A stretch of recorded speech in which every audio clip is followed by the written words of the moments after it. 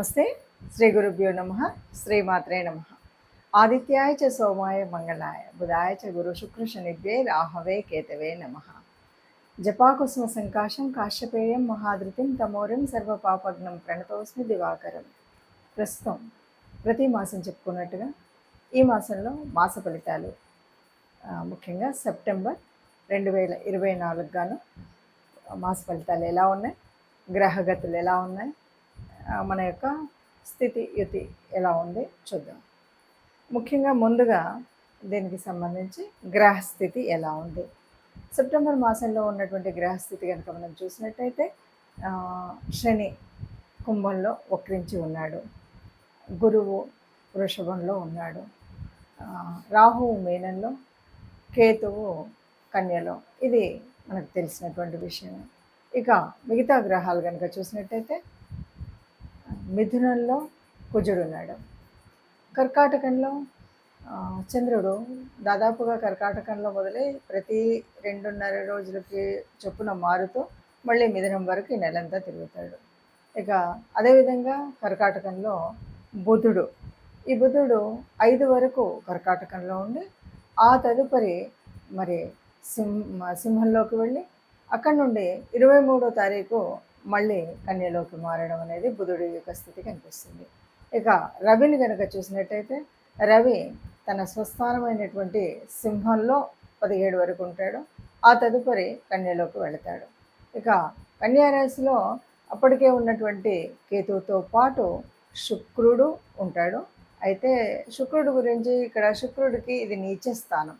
నీచంలో శుక్రుడు ఉండడమే కాకుండా ఇంకా శుక్రుడు 19కి తన స్వస్థానంలోకి తులలోకి వెళ్ళడం, ఇది మనకు కనిపించేటువంటి గ్రహస్థితి సెప్టెంబర్ మాసం గాను.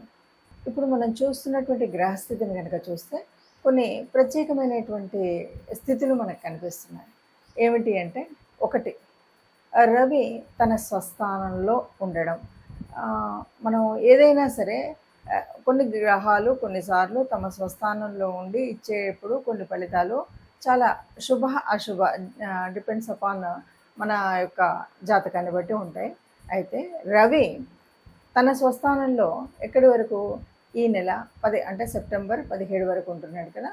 ఈ కాలంలో ఎవరికైనా సరే ముఖ్యంగా అంటే బాగా అనారోగ్యంగా ఉన్నారు, లేకపోతే చాలా ఊబకాయంలో ఉన్నారు, ఇలాంటి వాళ్ళు ఎవరైనా ఉంటారు కదా, వాళ్ళు తమ శరీరం కోసం, తమ ఆరోగ్యం కోసం ఏదైనా ప్రత్యేకించి వాళ్ళు చేసేటువంటి నియమాలు కానీ, వారు పాటించేటువంటి ఆహార నియమాలు ఇవన్నీ ఏవైతే ఉన్నాయో ఇవి 100% సక్సెస్ అవ్వడానికి ఒక పునాదిగా ఉంటాయి. అంటే రవి తన స్వస్థానంలో ఉన్నప్పుడు మనం మన ఆరోగ్య విషయంలో ఎప్పుడో దీర్ఘకాలిక రోగాలు ఏవైనా ఉన్నప్పుడు వాటిని తగ్గించుకోవడం కోసం చేసేటువంటి ప్రయత్నాలు ఏవైతే ఉన్నాయో అవి పూర్తిగా సఫలీకృతం అయ్యేటువంటి పరిస్థితి ఉంది.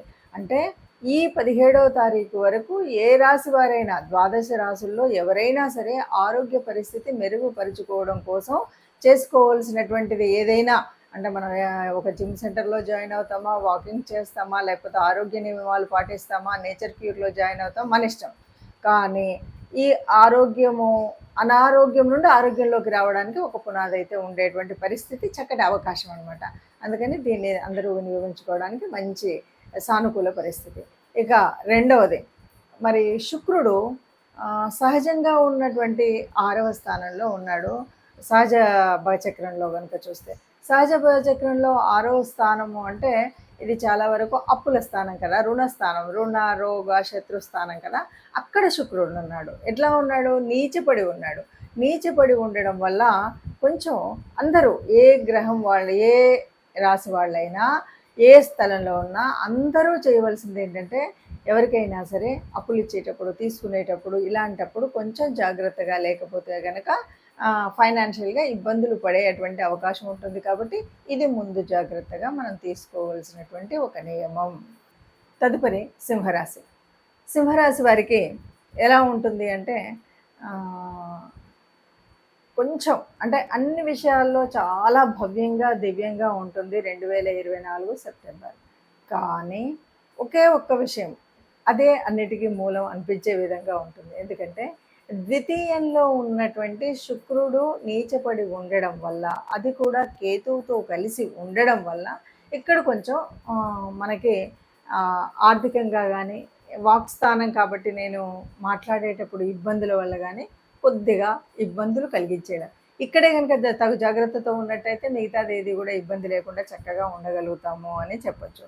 ఇక సింహరాశి వారికి మిగతా విషయాల్లో ఇప్పటి వరకు ఉన్నటువంటి దానికంటే చాలా డిఫరెంట్గా, అంటే ఉద్యోగ స్థానంలో ఉన్నత స్థితి పొందడం, ఏది చేయాలనుకున్నా చక్కగా చేయగలగడం, ఫైనాన్షియల్గా ఏ రకమైనటువంటి ఇబ్బందులు రాకుండా, అంటే కొంచెం మీరు అప్పులు ఇచ్చి తీసుకోవడం, అప్పులు ఇవ్వడం కానీ, డబ్బులు ఇవ్వడం కానీ, డబ్బులకు సంబంధించిన వాటితో కొద్దిగా జాగ్రత్తగా ఉన్నట్టయితే మీకు ఫైనాన్షియల్ మ్యాటర్లో కూడా ఎలాంటి ఇబ్బందులు రాకుండా హాయిగా, అంటే ఆ ఇబ్బందుల వల్ల కలిగే నష్టాలు ఏవీ లేకుండా ఉంటాయి అని చెప్పచ్చు. ఇక సప్తమంలో ఉన్నటువంటి శని వక్రించి ఉన్నాడు. శని వక్రించి ఉన్నాడు కాబట్టి ఏ రకమైన ఇబ్బంది రాదు. శని మామూలు స్థానంలో ఉన్నట్టయితే కొద్దిగా వ్యాపారంలో కానీ, అంటే అది కూడా పార్ట్నర్షిప్ వ్యాపారమైనా, లేదు భార్యతో జీవన భాగస్వామి అయినా కూడా కొంచెం మాటి పట్టింపులు అవి వచ్చే అవకాశం ఉంటుంది. కానీ ఇప్పుడు మాత్రం ఇక్కడ వక్రించిన శని మూలంగా అలాంటివి ఏవీ లేకుండా సవ్యంగా ఉంది. అయితే 8వ స్థానంలో ఉన్నటువంటి రాహు కొద్దిగా ఆరోగ్యానికి ఇబ్బంది కలిగే పరిస్థితి ఉన్నప్పటికీ ఇక్కడ ఏంటంటే, అంటే రావు కొన్ని ఏదైనా వ్యాపకత్వాన్ని వాటిని చేస్తాయి, కానీ అలాగే విజయాలను తెచ్చేటువంటి పరిస్థితి ఉంది.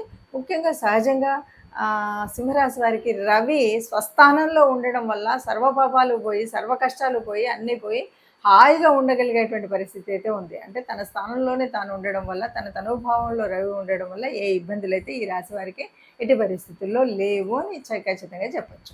ఇక ద్వితీయ పక్షాన్ని కనుక చూసినట్టయితే, అంటే రెండవ పక్షాన్ని సెప్టెంబర్ 16 నుండి కనుక సింహరాశి వారికి ఎలా ఉంటుంది అంటే, సెప్టెంబర్ మొదటి పక్షంలో ఉన్నటువంటి చిన్న చితక ఏంటంటే, శుక్రుడు నీచపడి కేతువుతో కలిసి ఉండడం వల్ల వచ్చినటువంటి ఆర్థిక కష్టం కానీ, మనం మాట్లాడేటప్పుడు వచ్చినటువంటి ఇబ్బందులు కానీ, ఇవన్నీ తొలగిపోయి హాయిగా 3వ స్థానంలోకి, అంటే కమ్యూనికేషన్ స్థానంలోకి శుక్రుడు తన స్వస్థానంలోకి వచ్చాడు. నీచ తత్వం పోయింది కాబట్టి ఇక పట్టిందల్లా బంగారమే. మనం ఏది మాట్లాడినా కూడా ఒక వేదవాక్కులాగా నలుగురు వినేలాగా ఉంటుంది. మనం చేసేటువంటి కమ్యూనికేషన్ చాలా క్లియర్గా ఉంటుంది.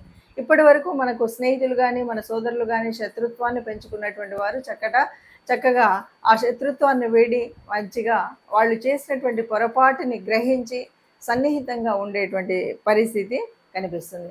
ఇక మిగతా విషయాల్లో శని తను ఇవ్వవలసినటువంటి, అంటే ఏదైతే భాగస్వామ్యంలో తాను వక్రస్థితిలో ఉండి ఇవ్వవలసినటువంటి భాగస్వామ్య వ్యాపారం కానీ, అలాగే జీవిత భాగస్వామి కానీ చక్కటి అనుకూలత, అన్యోన్యత కలిగి ఉండేలాగా ఉంటుంది.